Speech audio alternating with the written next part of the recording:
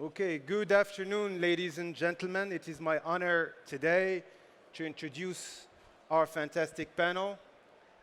We have Joanne Wallen.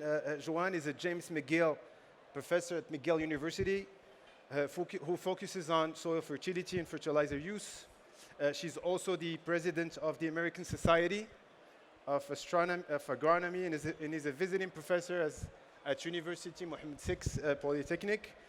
We also have Mustafa Amin, entrepreneur and co-founder and CEO of Breadfast, Egypt's largest end-to-end supply chain platform for groceries and household essentials. We have Max Gold, physicist with a diverse scientific and technological background, and also the co-founder and CEO of Constellar. And we have Borja Belayos, who's a strategy consultant and a trusted advisor with Roland Berger, with expertise in food and agribusiness in Europe and the Middle East. So, ladies and gentlemen, we all know it. We're witnessing rising temperatures globally and huge disruptions of our supply chains, which are affecting food supplies. Add to that the increasing world population, leading to soil depletion and the decreasing availability of arable lands and scarcity of water. Here we have four experts with knowledge across the entire food value chain. I would like to hear from each of you. I don't think there has been one discussion in FII so far where AI and tech have not been mentioned as a key to addressing most of today's challenges. So how can data-driven technologies, and specifically AI, help us address those challenges, feed the world sustainably while improving lives of farmers, especially smallholder farmers, consumers, and all the actors involved? We want to make this session as interactive as possible, and for that we will spare 15 minutes for Q&As. To stay in tune with the theme of this FII edition, let me ask you, where is your compass pointing? Joanne? Thanks so much, Ali. What a pleasure to be amongst all of you and to be able to talk about this really important topic, which we need to take care of, because if we do not produce food, where's humanity going to be? So what we see on the ground, what we see from the agricultural perspective as an agronomist, is we see a huge increase in the use of data and the use of artificial intelligence. If I look back 5, 10 years ago, people were not collecting data, they were just doing things to the best of their ability, using rule of thumb laws, etc. Today, every farm vehicle in Europe, in the United States, is equipped with data collectors. So as it drives through the field, it's collecting information. That information is being used to drive decision-making models. The irrigation equipment is responding to sensor data, which is data logs. So we have continuous streams coming in, and the weather data comes as well. What else do we have? Very interesting drone technology coming up. Drones as delivery for some really precise application of agrochemicals and fertilizers in the precise area as a prescription to what plants need. So we're not fertilizing fields anymore. We're actually providing nutrients to plants on a need basis, meaning spoon feeding each individual plant. That's the goal, is actually to deliver what each individual plant in the field will need to be nutritious and a good quality food for people. So that's where some of our compass is pointing, Ellie. Thanks for the question. Thank you, Joanne. Mustafa? First of all, hello everyone. Thank you, Ali. Thank you, Joanne. Thank you, Borja and Max. I think towards the south, right? I believe it's Africa turn. 60% of the uncultivated arable lands actually do exist in Africa. The whole problem is that farmers struggle with access to info, access to market, actually to sell, and send their produce to the end user. They struggle with, access to capital. They struggle with fertilizers. They struggle with almost all the resources, right? So I believe it's a big part of the food security topic. Yeah, so I believe this is where the compass is or should be pointed to. Yeah, this is me. Thank you, Mustafa. Max? Hi, thanks for being here. So I would like to pick up two of the topics you've mentioned and try to summarize a little bit. I'm a physicist by background, so I work with numbers, and data obviously is also usually expressed in numbers. So the first thing I hear is we need more data. And if I combine the statement with we need more data, with 60% of the global arable land is in Africa, what kind of mechanisms do I have to collect that data? What kind of infrastructure is there to get this data? Because in order to feed the world with AI, we need to feed AI with data. That is the basis. If we don't have the correct data for AI, then AI doesn't help us. It needs to be trained on massive amounts of data. So we have the question of where's the data coming from, and this leads to the question of scalability. So how can I connect, how can I bring this data together, how can I collect the data in a scalable way? And that is, I think, what we are doing, what we're trying to do. So we have identified core gaps in data, data on water use, data on water availability, data on soil health, data on plant health, not based on images, but based on actually physical measurements. And what Constellar is doing, and that's where our compass is pointing towards, is we're collecting this data as we speak from space. We look currently at every single field on the world once every 8 days. By end of next year is once every 3 days. Early 25 is one every second day. End of 25 is every single day. To collect exactly this data, it doesn't matter if you are in Ghana, if you are in Cape Town, if you are in India, if you're anywhere in the world, this data is going to be collected. And I think it's going to be a fundament for a lot of the AI models, which are definitely needed, because in order to process this amount of data scalably, AI is the way to go. So very happy to be here. Thank you. Thank you, Max. So your compass is pointing upwards? Pointing upwards. Well, actually, we're sitting upwards and then pointing downwards, I guess. Yeah. All right. Thank you, Max. Borja. Thank you. So as a strategic consultant, I have the opportunity to see many trends and investment opportunities, and many is happening in this region. Look, to feed the expected growth in population that, according to United Nations, will be close to 10 billion inhabitants in 2050, it is estimated that 80% of the growth needed in feed should come through productivity increases, not through new land, but mainly through productivity increases. And that is the main driver. We need to produce more with less. We have less water scarcity issues, fertile land issues, labor scarcity, and so on. And this is driving massive investments in the sector. Just 10 years ago, the investment in agri-tech solutions in food tech, it was only $3 billion US. Last year was $53 billion. So it's a compound annual growth rate of more than 37% per year. There are very few sectors that have grown that much in the decade. And there are many attractive solutions that we will be discussing across the value chain. For sure, there is not one silver bullet. There are so many challenges and needs to improve the value chain farm to fork in different ways. And there are many innovative companies using artificial intelligence, from breeding, developing of new varieties, using artificial intelligence to accelerate drastically the process that used to take millions of dollars and more than 10 years to produce new, more resilient varieties, more productive varieties, to new ways of farming, vertical farming, with artificial intelligence developing fruits, vegetables, to alternative proteins, because it is not enough to produce more. Unfortunately, we need to reconsider the model in which we consume and produce food. It's not sustainable how we produce today in the long run, how we produce animal proteins. And artificial intelligence is also helping in the research of alternatives. Well, thank you. May I quickly chime in just on the numbers again, yes, if that's okay? Sorry? So just on your numbers, just to back this up, what you've said.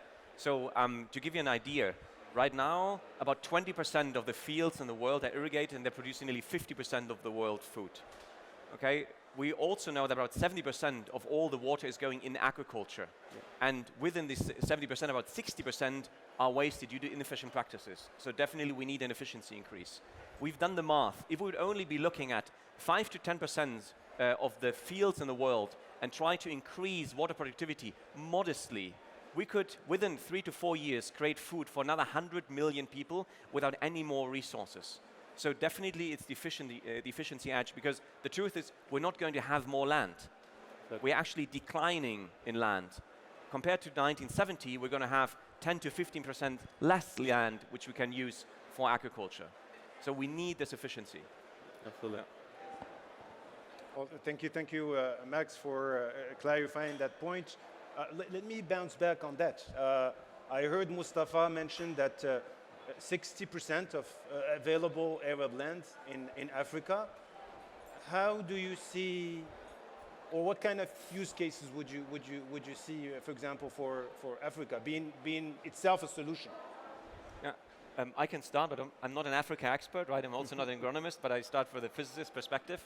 So a couple of things what we see in general is that productivity in terms of the yield per acre or yield per hectare per year is really low in most African areas. And this is not because people are not doing the right thing or not trying the right thing. It's because there's a gap of knowledge and a gap of data again, what to do, when to do, and also a gap of infrastructure. And these are the gaps we need to solve. And that's, again, what you said, there's not a single silver bullet. We can solve all that, but we need to work on different fronts. Classical cases is early detection of droughts, for example. Again, here, if you can detect vegetative stress very early, you can, even if you can't do anything on the field, you can still plan. You can plan how much yield will be available. You can use insurance policies on the market side to maybe capture whatever damage is happening on the drought. But you can also optimize, again, irrigation. You can do things like knowing the soil temperature and then improving the planting depth of seeds so that the emergence, so the moment when the plant sticks its head out of the soil is more or less homogeneous, which makes a harvest more fruitful. You can try to go through phases of drought stress by adding adding pesticides or fungicides to certain plants, which then let the stomata close, reduce the water loss to the atmosphere. So there's a lot of things you can do, but it's as heterogeneous as agriculture is the application of these things. And John, you'll probably agree, it's not simple, and we need to have the agriculture infrastructure on the ground to be able to actually work on the data. Just knowing is good, and it can make you prepared, but you actually need to be able to act, and that's something which is another part of the puzzle. As you mentioned, in Africa, indeed there are many challenges to solve first, and actually, I know for a fact some investors, even in this region, were looking at Africa. Nowadays, more in particular with the conflict and the situation in Ukraine, some investors that used to have assets, land in Ukraine, are looking at Africa as a very promising solution. But for instance, you mentioned logistics, and infrastructure is a big issue. Bringing the goods from the lands to the sea, for instance, for shipping the goods is a challenge. The lack of reliable electricity and water utilities, that is a must-have, for instance, for irrigation systems and so on, that is another challenge. And of course, political stability in order to invest in there, not available in all countries. So it's indeed a promising future. I hope in next decade to see increasing role of Africa in the food in the world, but it's a long shot, I'm afraid. All right, thank you, Borja.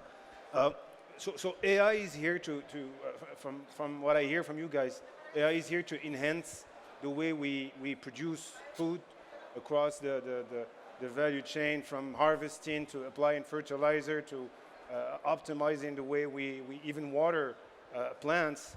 And I'm thinking technology is probably an accelerator for maybe some of the challenges that we may face in Africa. And I know, Joanne, for a fact, you're a visiting professor at University UM6P Polytechnic, and you got a chance to work from up close with African farmers. Could you Indeed, tell us a little bit more on that? Indeed, and it's been wonderful, really, to be hosted at University UM6P Polytechnic, because it does get us into contact with the people really on the ground, the stakeholders who who are very willing and would like to adopt better technologies, but perhaps haven't had the means to do so. And so what we're trying to do is we're trying to take some of the best of the technologies that are coming out of North America and Europe and so on, and trying to sort of jump over the hurdles that exist for the smallholder farmers.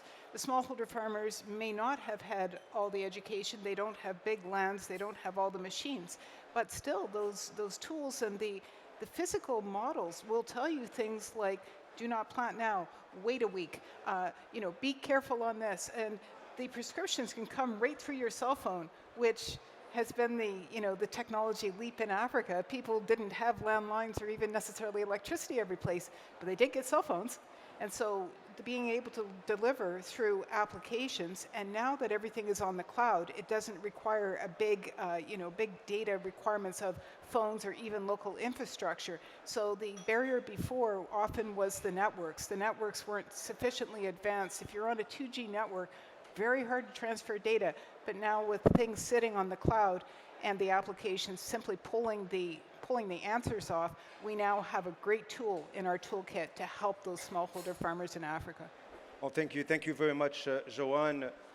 Mustafa, I know for a fact that you've gone through this yourself, launching your startup and becoming perhaps one of the fastest growing supply chain platforms in Egypt and expanding. What is it AI did for you to enhance the way you approached your business? And if you could give us your perspective on Yeah, of course. Yes. So I think we have a very interesting angle because we are very consumer focused.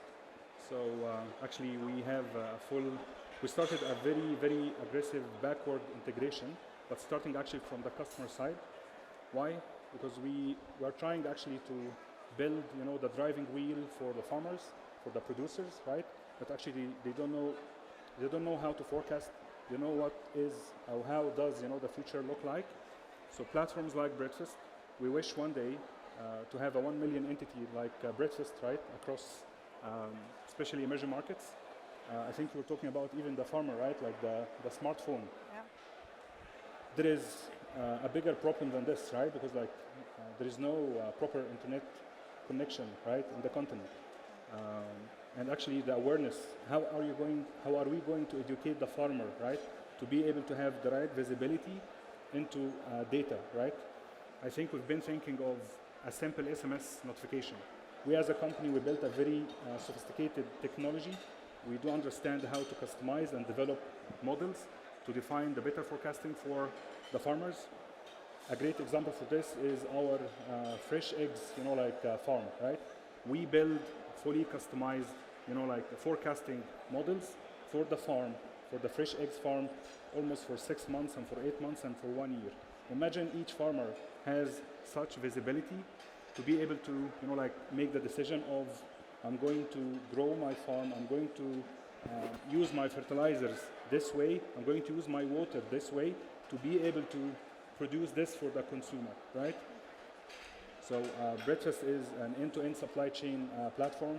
We started 6 years ago baking and delivering fresh bread to customers' doorsteps. This is how we started. Right now, almost 50% of our operations on the fresh side. So actually we source the fruits and veggies from farmers, and we started to partner with them to be able to give them, the right techniques and the right elements to make the decision at the end of the day. By the way, this is one of the few exciting topics. When I see the word AI, it's very, very tricky. Now you see AI everywhere, but when it comes to agriculture, we believe this is, a big thing. A very interesting insight. Historically, the farmers used to educate their kids because they are going to be the future farmers, right? Right now, the kids of the farmers actually, they don't want to work in the field anymore. They are looking for something else.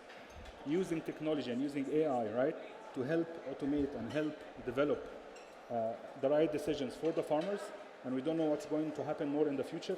I believe this is one of the exciting topics that I'm always excited about.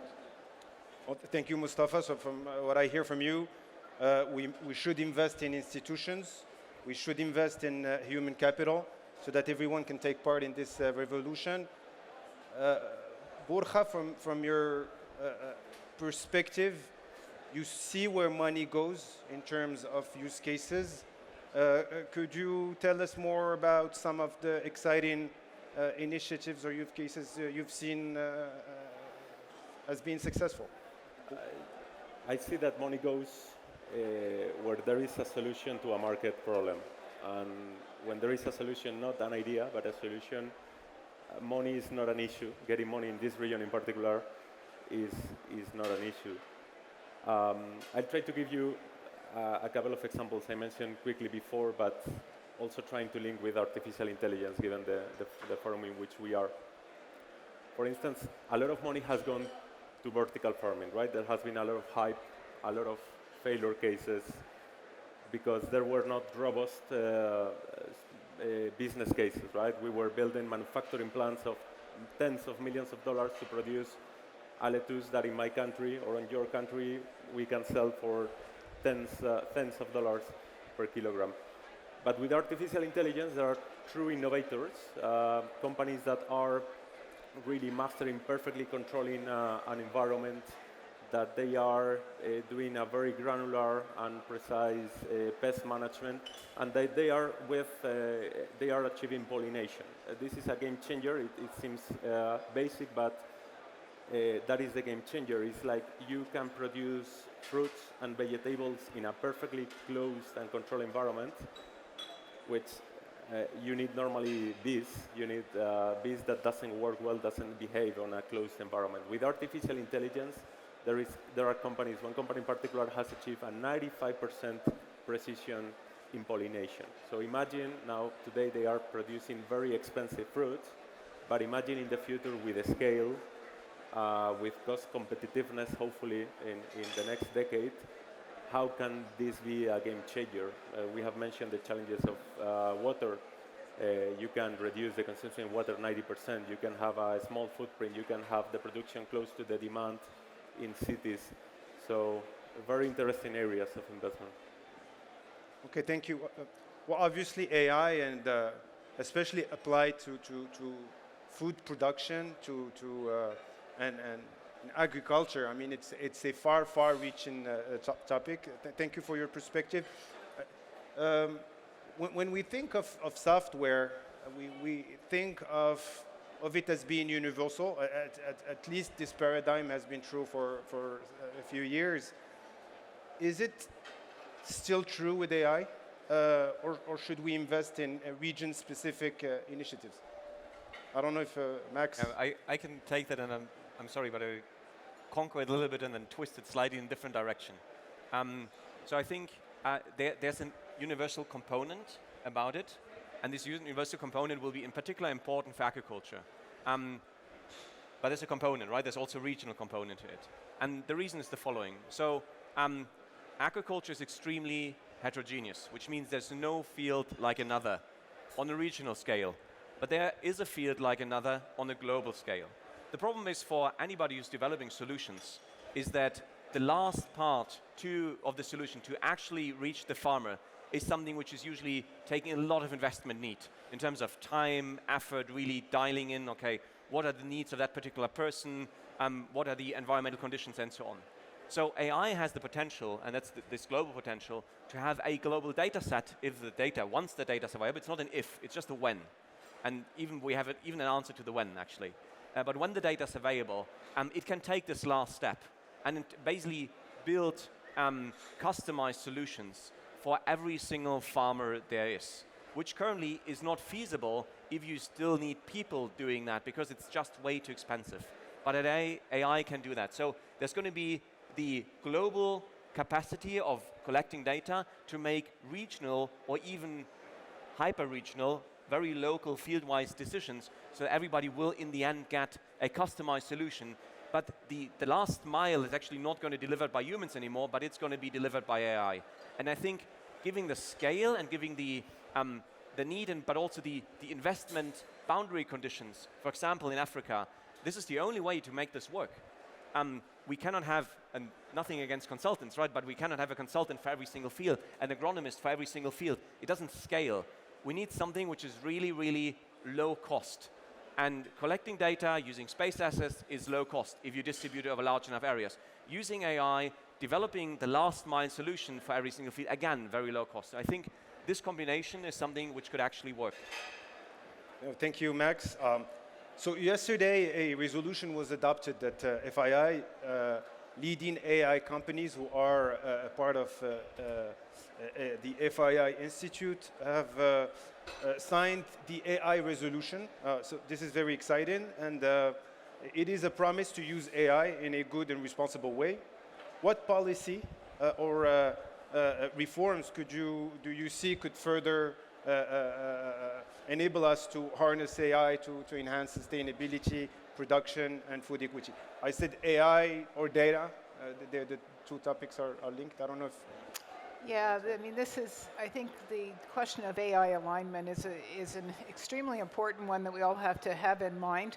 What are we trying to accomplish? So what is our goal? Is it always more money? Is it always more efficiency? Is it care for the environment? Is it health of people? What is it? And so what we would suggest in agriculture is we have a paradigm of sustainability. Our agricultural sustainability paradigm says produce food to feed people, take care of the environment, and support rural communities. And particularly, I think, because so much of our land area, I mean, we have 100 million, smallholder farmers in China and an equal number in Africa. We've got all of these millions of people. We have to use the AI in a way that it doesn't disturb their society, their culture, and their lives in general. So that's what we have to keep in mind. If we're going to use this, use it for the benefit of people, not use it just because it's a fun and cool tool to use. So that's my 2 cents on it. Thank you. Thank you, Joanne. May I add on that? Just a very small thing. I think what we need is trustworthy AI, because our food system is absolutely critical. And okay, I can work with a blue screen every now and then on the computer, that's fine. But if suddenly my livelihood, my livestock is basically depending on a computer system, I need this computer system to be absolutely 100% reliable. So it needs to be trustworthy. And this will only come with time. So I'm not sure if I'm someone who's never heard of AI or knows AI or just very peripheral, and then suddenly there's a system which tells me exactly what to do, even though maybe my parents and my grandparents have always done it another way. This takes some kind of adaptation, and we can't expect people to adapt to this immediately. So we need to give it time, and with time we need to grow trust. And that's my feeling is that one of the dimensions AI needs to have is being trustworthy. Well, thank you, Max. So reform coupled with raising awareness and education are key. I think I have time for one more question before we move on to the Q&A part of our panel discussion. How important do you think is international collaboration in harnessing AI for global food security? This is an open question to... Short answer, super important. Super important. More concrete examples? Yeah. We are all affected, right? So for example, let's take Saudi Arabia. How much of the food we eat here is actually coming from Saudi Arabia? I would guess not so much, right? So there needs to be collaboration in order to have a global food system which is working. And this is true for most regions of the world. I'm German, I'm not eating things which only be growing in Germany. It would be very potato-based diet, I guess, right? And maybe a few apples every now and then. We eat other things too. And I think this is something this is joke aside, right? Which is really important. So I think we can't do it without international cooperation. It's simply not possible because we're interconnected world, and every region has its advantages and disadvantages, and in order to balance them out, there's no way around cooperation. A bit more concrete. Yeah. Yeah, I think it's a localized, customized infrastructure that's built on smart technology. I believe this is, it's almost correlated to what you're saying. Because yes, I do believe the cooperation is not going in the right direction, but if this is localized again and customized infrastructure, I believe this is a big part of the solution. All right, thank you. This wraps up the discussion part of our panel discussion, and I think we're ready to take some questions. We'd be happy to answer any.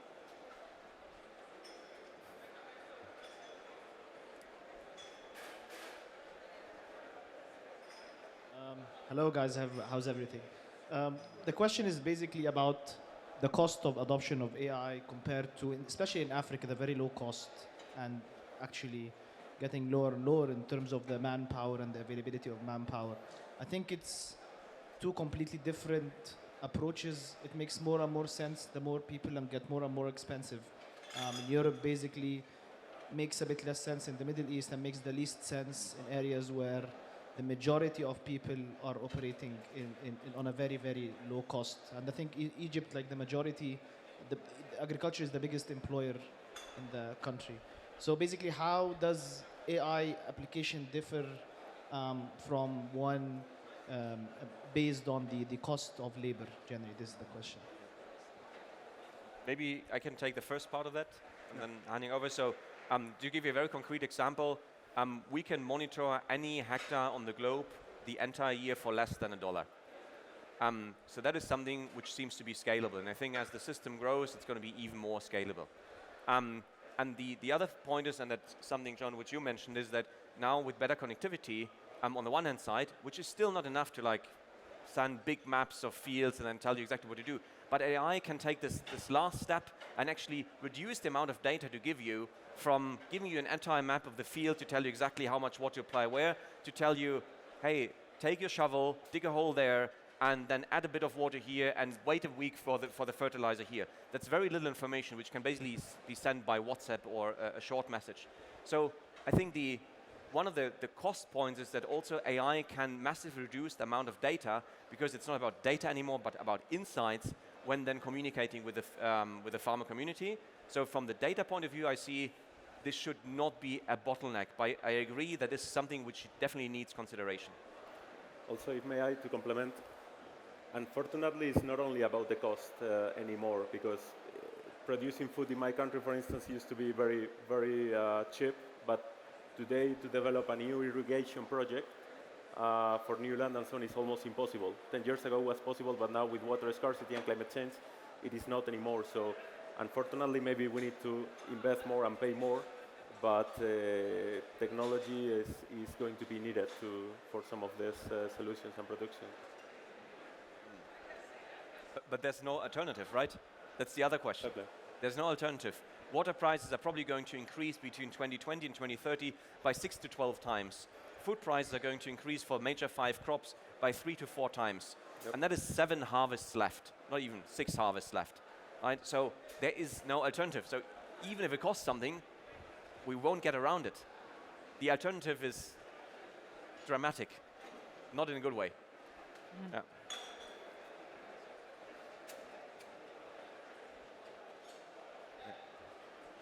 Hey guys, I had a question on the importance of causal discovery in general in AI in your field, because I know it's becoming more and more important in other areas where generative AI is taking place. So for example, how important it is to tell people who are receiving the messages or receiving the insights why this is the case. What's the causation? I mean, scale 1 to 10, how do you think your stakeholders, the farmers or business owners, care about the causal discovery, about the causation, as opposed to just AI spitting out the output? I think I'm going to jump in there, and it's a matter of scale in a lot of places. Because of the way that farms have gotten bigger and bigger in some parts of the world, now I can tell you that in Canada, where I'm from, there's farms that cover perhaps maybe 2,000 hectares, and they can be operated by 4 people. And the only reason 4 people can operate all those farms is because they are getting the data, and the decision-making tool gives them suggestions. So they don't have to look at all of the information and then try to sort it out, with our small human brain. There's a whole set of softwares and algorithms that will help them to give a decision. Then they can decide what to do too, because you can either follow it or you can say, well, you know, I think it's possibly this, but I need to make a modification. So we don't take the human element out of it, but it allows for a much more rapid choice of what to do, and it gives like a helping hand. So instead of trying to do all of the decision making your own self, now you've got a helper that's giving you suggestions, and you can decide how much of it you want to accept or not. If the suggestions are good and you make money on it, well then obviously you're going to be more you know, likely to accept the suggestions that you're getting. So I think the importance of the software today is maybe 3 or 4 out of 10. If the software proves itself to be more and more reliable, it may eventually get to 8 or 9 or 10 out of 10. That's an opinion for you. Yeah, I think the moment you educate the farmer or any of the stakeholders about the insights you have, right? I'll give you like a quick example. One of the farmers, you just show them that basically in the coming few months, you know, according to the consumer demand analysis that we have developed through the models that we customized to this localized 5-kilometer radius, right, of consumers who live within this 5 kilometers, it works like magic for them. It's like, oh wow, you mean that basically if I produce this quantity of tomatoes, right, I can basically have less waste? Wow, okay, fine. And you mean that basically this is going to be a better pricing for the consumer? Amazing, this is actually more in sales, right? And then, so that you know, the insights help make the right decision for the farmers.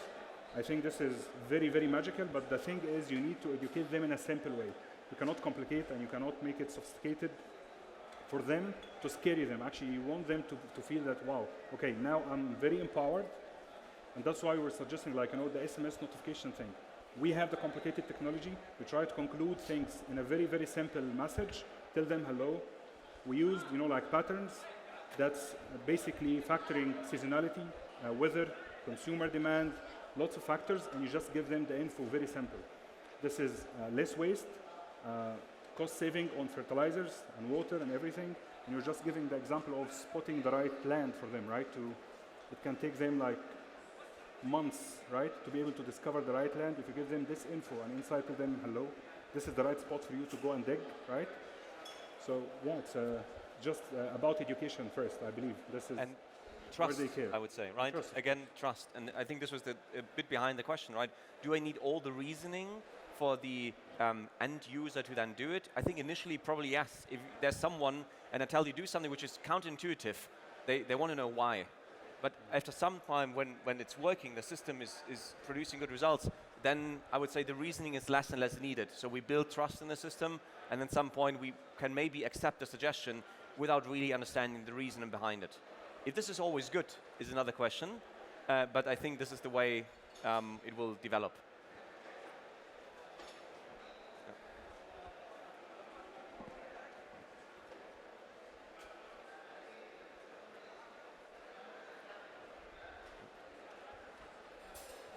Final.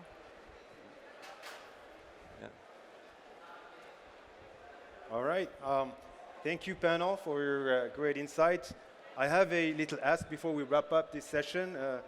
I hope we have succeeded in inspiring you. You're the investors, you're the regulators, you're the entrepreneurs, and you have the ability to make an impact. Please consider investing in this field and in AI, whether it be education, emerging startups, or in similar opportunities. Also, I would like to encourage you to reach out to these fantastic experts for more insight, and thank you for joining us. Thank you for listening.